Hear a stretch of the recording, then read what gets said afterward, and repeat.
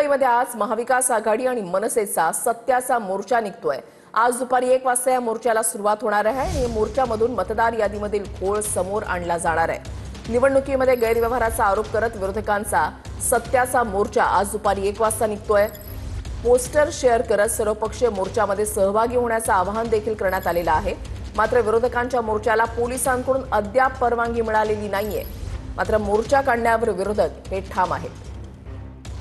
या संदर्भातल्या बैठकांचं सत्र सुद्धा आपण पाहिलेलं आहे आणि खास करून मनसे जी आहे ती आक्रमक झालेली आहे। मनसेने जो 2 दिवसांपूर्वी मेळावा घेतलेला होता त्याच्यामध्ये राज ठाकरे यांनी आवाहन केलेलं होतं की या मोर्चामध्ये मोठ्या संख्येनं सहभागी व्हा। निवडणूक आयोगाच्या विरोधात हा सर्वपक्षीय मोर्चा आज काढला जातोय।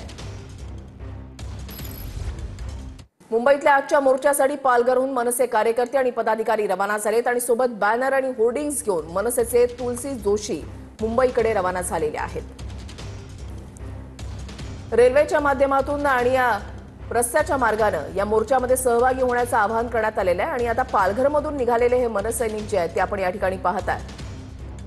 वेगवेगळे मुखवटे जे आहेत, उद्धव ठाकरे यांचा मुखवटा, त्याच्यानंतर राज ठाकरे यांचा एक मुखवटा घालत आणि एक प्रतिकात्मक चित्र जे आहे, मतचोरी झालेली आहे ज्याचा आरोप जो आहे सातत्याने केला जातो विरोधकांकडून, तर त्या संदर्भातलं एक प्रतिकात्मक पोस्टर तयार करत हातामध्ये हा फलक घेत या मोर्चामध्ये सहभागी होण्यासाठी आता कार्यकर्ते मुंबईकडे येत आहेत।